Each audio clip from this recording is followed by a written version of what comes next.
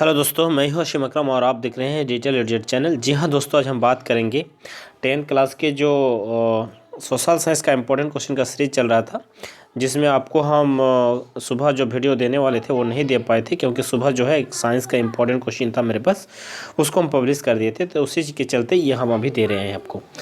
तो social science में जो पहला चैप्टर है नागरिक शास्त्र, हम शुरू किए थे पहले। सबसे पहले नागरिक शास्त्रों का जो पहला चैप्टर था यानी सत्ता की साझेदारी, उसमें आज हम लोग सेकंड पार्ट वीडियो बात कर रहे हैं। तो इसी में जो है आज इस चैप्टर को ख़त्म कर देंगे, सत्ता की साझेदारी। उसके साथ साथ दूसरा भी इसमें हम बात करेंगे, संवाद जो एक ये है संघवाद। तो संघवाद जो चैप्टर है उनके भी कुछ ऐसे क्वेश्चन जो एक नंबर में पूछा जाते हैं, जो ऑब्जेक्टिव टाइप में पूछा जाएगा, उसको भी हम डिस्कस करेंगे। तो इस साल जो है सिलेबस जो रिड्यूस किया गया है, तो वो एकदम कंफर्म यहाँ से आप रहे कि यहाँ से जो सिलेबस बचा है बाकी सब सिलेबस को हटा के यहाँ पे डिस्कस किया जा रहा है। ऐसा नहीं कि सबको पूरा किताब को डिस्कस करेंगे, ऐसा नहीं। बाकी जो है सिलेबस को हटा के जो बच रहा था 60%, उसी 60% में जो इम्पोर्टेंट क्वेश्चन है जो एग्ज़ाम में आ सकते हैं, आपका हो सकता है कि फुल क्वेश्चन में आए, बड़ा क्वेश्चन में आए, 4 मार्क में आए या ऑब्जेक्टिव में आए, उन्हीं सब क्वेश्चनों का डिस्कस कर रहे हैं। तो ये वीडियो थोड़ा सा इंटरेस्टिंग होगा और काफ़ी आपका मददगार साबित होगा बोर्ड एग्जाम में। तो इस वीडियो में लास्ट तक आप बने रहिए। चलिए अब शुरू करते हैं। यहाँ पे आज का क्वेश्चन जो है, इस क्वेश्चन को देखेंगे। इस क्वेश्चन को 2 टाइप में पूछा जा सकता है एग्जाम में। एक लिखा गया है बेल्जियम में सत्ता की साझेदारी की व्यवस्था के बारे में चर्चा करें, या हो सकता है यहाँ पे बताया जाए कि बेल्जियम में अपनाए गए सत्ता विभाजन के मॉडल की 4 मुख्य विशेषता लिखी। दोनों क्वेश्चन का आंसर आप इसी ढंग से दे सकते हैं। तो बेल्जियम में सत्ता के विभाजन का मॉडल के मॉडल की मुख्य विशेषताएं ये है, निम्न है। यहाँ पे आप निम्न शब्द जोड़ देंगे। उसके बाद पहला है, देखिए, संविधान में स्पष्ट रूप से इस बात की व्याख्या की गई है कि केंद्रीय सरकार में डच और फ्रेंच भाषी मंत्रियों की संख्या समान होगी। यानी वहाँ पे 2 भाषा के आधार पर वहाँ पे ज़्यादातर ये होते हैं, डच भाषी और फ्रेंच भाषी। तो वहाँ पे डच भाषी के जितने मंत्री होंगे उतने ही फ्रेंच भाषी का मंत्री होंगे। यानी वहाँ पे ये नियम है कि कोई भी अगर राजनीतिक दल हो, उनको दोनों भाषा का लेकर चलना होगा। ऐसा नहीं जैसे हमारे इंडिया में अगर ये हो जाते कि कैबिनेट में जितने भी मंत्री होंगे उनमें 5 मंत्री या 10 मंत्री या 2 मंत्री जो है मुस्लिम होंगे, 1 मंत्री सिख होंगे। तो वहाँ पे हर पार्टी को ये ध्यान रखना पड़ता कि हम अगर हम सत्ता में जाए, हम बहुमत में जाए, तो हमको सब धर्म का कम्युनिटी होना चाहिए, यानी सब धर्म का मेरे पास MP होना चाहिए, तभी जाकर वो क्या बन पाएंगे, मंत्री हो पाएगा। तो वही लॉजिक वहाँ पे संविधान में लगाया गया है। हालांकि हमारे यहाँ पे संविधान में इस तरह का कोई बात नहीं है। तो इस चीज़ को यहाँ पे आपको लिखना होगा कि वहाँ पे डच भाषी और फ्रेंच भाषी के मंत्री की संख्या बराबर होंगी। यानी कुछ विशेष तभी बनाए जा सकते हैं, विशेष बनाया जा सकता है। तो दोनों भाषाई समुदाय के प्रतिनिधियों का बहुमत उनके पक्ष में हो। यदि वहाँ पे कोई ऐसा आदमी है कि जो डच भाषा जानते हैं लेकिन फ्रांस नहीं है, तो वहाँ पे अगर दोनों भाषा के लोग अगर उसको बहुमत देंगे, उसमें सहमति जताएंगे कि नहीं, चलिए हम लोग मानते हैं कि हाँ हम लोग का नहीं है, तो उसी को बनाया जाए, तो ये हो सकता है। वहाँ पे ये चीज़ बताया गया है। अब नेक्स्ट हम यहाँ पे क्वेश्चन बात करेंगे ख नंबर का। तो इसमें हम लोग सेकंड पॉइंट को अब देखेंगे। शासन की शक्तियों का विभाजन केंद्र और राज्य सरकार के बीच स्पष्ट रूप से कर दिया गया है। किसी भी मामले में राज्य सरकार केंद्रीय सरकार के अधीन नहीं है। हालांकि ये जो बात है ये हम लोग के राज्य में भी, हम लोग का देश में भी है कि शासन की शक्तियों का विभाजन जो है केंद्र और राज्य सरकारों के बीच स्पष्ट कर दिया गया कि कौन मामला जो होगा वो राज्य के जाएंगे, कौन मामला जो होगा वो केंद्र के जाएंगे। तो कोई राज्य जो है केंद्र के अधीन नहीं है। ठीक, तो हम लोग का भी है, कोई भी राज्य जो है मुख्यमंत्री होते हैं उनके जो है अपना स्वतंत्र रहता है, वो कोई भी कानून, कोई भी विधेयक पास करते हैं। लेकिन केंद्रों का भी ये स्वतंत्र है कि वो कौन कौन मामला पास कर सकते हैं, पारित कर सकते हैं। तो ये हम लोग का भी यहाँ पे क्लियर है। नंबर 3 यहाँ पे देखेंगे,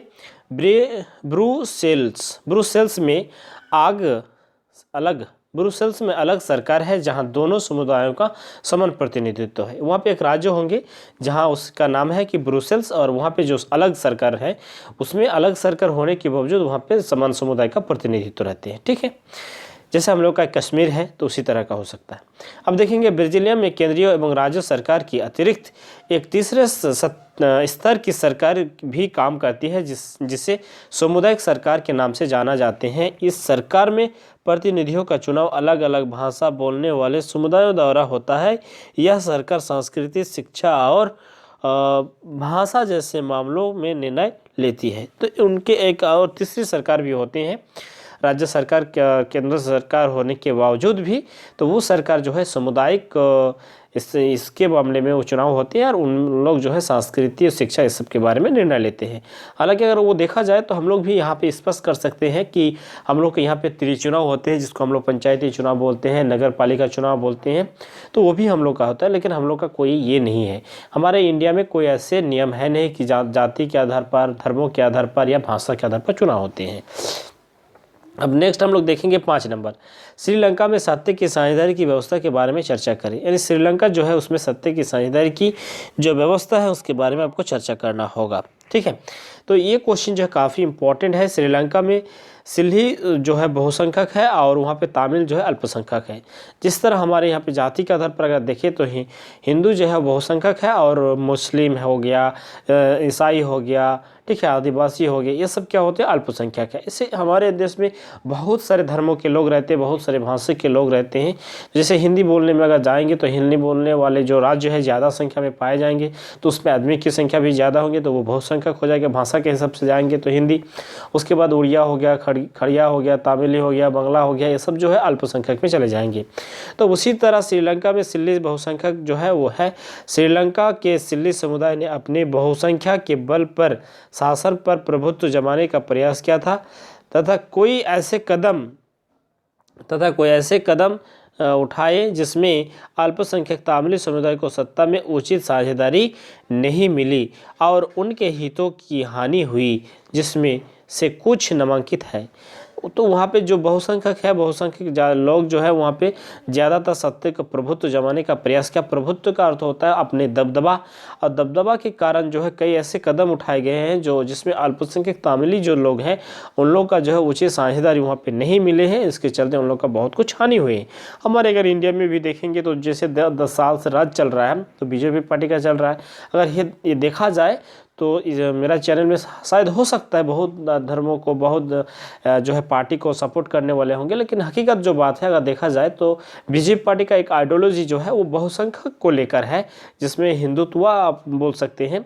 तो उनमें क्या होते हैं, जो बाकी जो और जो छोटे छोटे जो अल्पसंख्यक जाति समुदाय हैं उन लोगों के जो है टर्चर ज़्यादातर होते हैं, या उन लोगों के ऊपर ऐसा कुछ नियम कानून बनाए जाते हैं जो उन लोगों को आगे चलकर हानि हो सकते हैं। तो ये हमारे देश के लिए भी एक चिंताजनक बात है। तो इनमें जो शिक्षित आदमी है खास करके इन सब चीज़ों को उभार के लाना होगा, या तो जो है बीजेपी पार्टी में मुस्लिम को और ईसाई लोग को, दूसरे धर्म को उसमें भी शामिल होना होगा, उनको भी वहाँ पे टिकट लेने की मांग करना होगा। तब जाकर क्या होंगे, उस पार्टी में भी जो है एक सेकुलर फॉर्म बनेगा। या तो उस पार्टी को जो लोग हिंदुत्व में ज़्यादा हिंदू संख्या जो ज्ञानी उतना बुद्धिजीवी है उन लोगों को ये करना होगा कि नहीं, इस पार्टी को सेकुलर के रूप में ये प्रोपेल किया जाए, प्रोपेगेंडा चलाया जाए। ठीक है, अब यहाँ पे जो 3 पॉइंट हैं, 3 पॉइंटों को आप देख लीजिएगा। हम यहाँ पे पूरा डिस्कस नहीं कर रहे हैं क्योंकि इसमें हमको जो है काफ़ी और 2-3 क्वेश्चन डिस्कस करना है। तो अभी 8 मिनट के लगभग हो ही गया। चलिए यहाँ पे हम देख लेंगे, श्रीलंका में सरकार की नीतियों में सिल्ली भाषी बहुसंख्यक का प्रभुत्व बनाए रखने का प्रयास किया। तो क्या प्रयास किया, क्या आप इस कथन से सहमत हैं? तो क्या आप इस कथन से सहमत है कि वो लोग बहुसंख्यक, जैसा अब हम बीजेपी पार्टी के बात बोले तो इसमें भी बहुत सारे आदमी सहमत हो सकते हैं, सहमत नहीं हो सकते हैं। तो उसी तरह वो भी वहाँ पे जो श्रीलंका में सिल्ली जो बहुभाषी लोग हैं और लोग जो सिल्ली भाषी है बहुसंख्यक है, तो उनका प्रभुत्व जमाने को लोग प्रयास किया है नहीं, ये एक आरोप लगते हैं। तो ये सत्य है या नहीं, तो यहाँ पे उस चीज़ को डील किया गया है। 1956 ईस्वी में एक कानून बनाया गया जिसके तहत तमिली को दरकिनार करके सिल्ली को एकमात्र राज्य भाषा घोषित कर दिया गया। तो यही चीज़ है हमारे यहाँ पे भी हो रहा है कि बहुत सारी चीज़ में कि कोई चीज़ को दरकिनार किया जा रहा है। जैसे आप बोल सकते हैं कि अभी जो सीए बिल लाया गया था कुछ दिन पहले, जिसमें एनआरसी का एक मुद्दा था, तो ठीक है सीए बिल, जो सिटीजन अमेंडमेंट एक्ट था, और लास्ट में जाकर वो बिल, पहले बिल था लेकिन वो बाद में एक्ट बन जाता है। जब वो कानून पारित हो जाता है, राष्ट्रपति उसमें हस्ताक्षर कर देता है, तब वो अधिनियम बन जाता है जिसको एक्ट कहा जाता है। तो उस एक्ट के तहत कई ऐसे देशों का नाम था जिसमें दूसरे धर्मों के लोग को उसमें शामिल आएंगे तो उसको नागरिकता दी जाएगी, लेकिन मुस्लिम जाति को नहीं नागरिकता दी जाएगी, मुस्लिम धर्मों की। तो इस तरह का एक वहाँ पे दरकिनार किया गया है, ठीक है।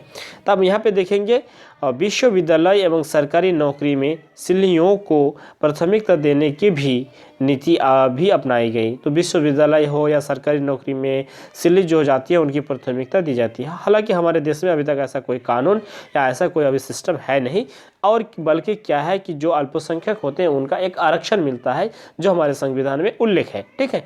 आगे हम जब संविधान के डिस्कस करेंगे तो आपको पूरा संविधान एक दिन एक वीडियो में पूरा कंप्लीट करवा देंगे। नए संविधान में यह प्रावधान भी किया गया कि सरकार बौद्ध मत को संरक्षण और बढ़ावा देगी। जो वहाँ पे बौद्ध धर्म है, हालांकि श्रीलंका में बौद्ध धर्म ज़्यादा है, तो वहाँ पे बौद्ध धर्म को मत दिया गया है और उसको संरक्षण दिया गया, उसको बढ़ावा देने की भी बात किया गया है।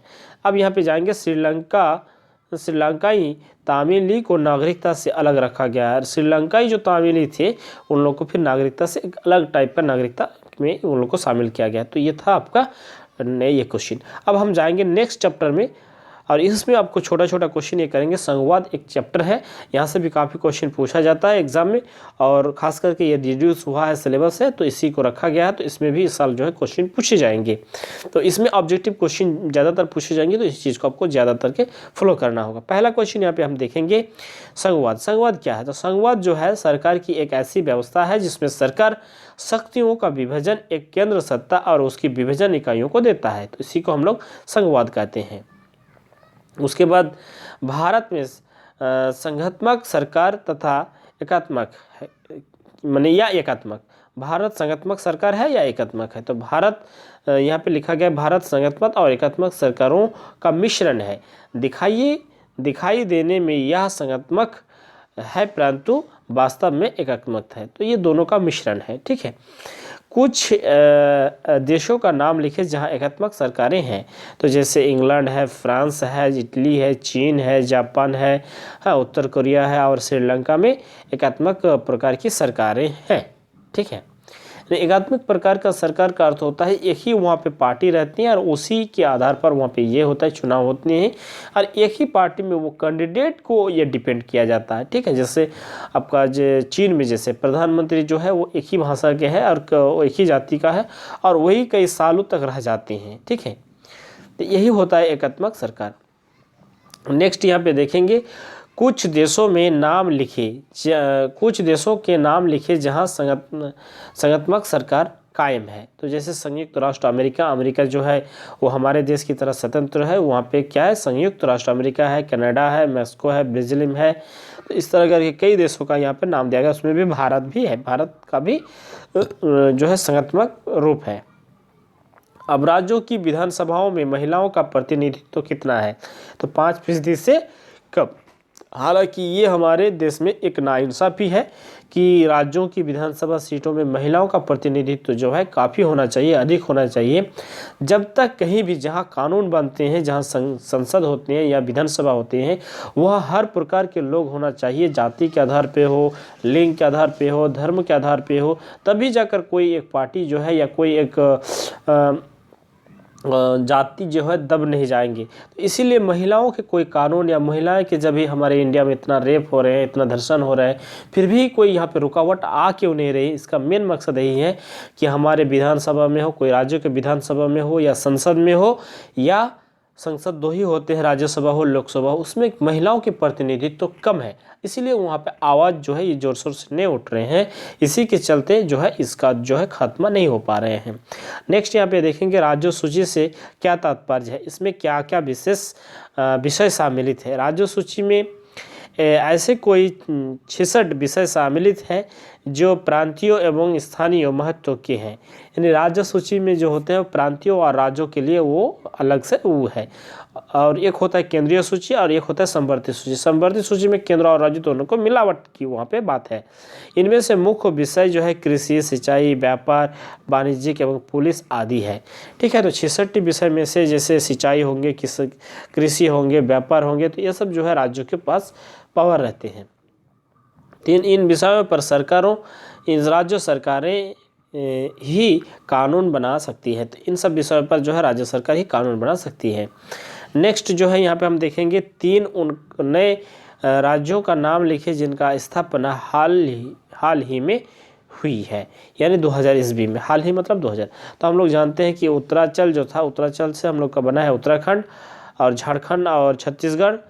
ठीक है, जिसको हम लोग उत्तरांचल बोलते हैं उसको उत्तराखंड बोलते हैं, और झारखंड और छत्तीसगढ़ ये सब जो है राज्य हाल फिलहाल में बने हैं, यानी 2000 ईस्वी में।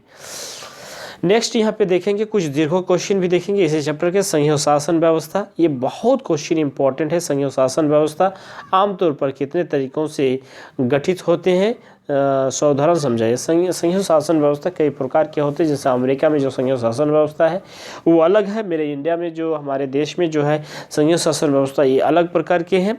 उसी तरह अलग अलग देश में जो है संघीय शासन व्यवस्था अलग अलग होती है। तो यहाँ पर डील किया गया, यहाँ पे फिर एग्जाम्पल में भी कुछ देश का नाम दिया गया, उसको आप देख लेंगे। यहाँ पे फिर कुछ बताया गया है कि यहाँ पे विविधता से ध्यान रखते हुए हमारे इंडिया का जो है यहाँ पे विशेष ये किया गया है। तो आई होप हम आशा करेंगे कि आप लोग को ये वीडियो पसंद आए होंगे। जरूर इस वीडियो को लाइक करें। और बहुत सारे स्टूडेंट देखते हैं कि वीडियो को लाइक बहुत कम ही करते हैं, पता नहीं उन लोगों का क्या होते हैं। तो आशा करते हैं कि कुछ टॉपिक के भी नाम आप लोग डिस्कस करेंगे कि सर इस टॉपिक के ऊपर वीडियो बनाइए, और ज़रूर हम उसके लिए बनाते रहेंगे। हम कंटिन्यू आपको वीडियो देते जाएंगे। Thank you very much.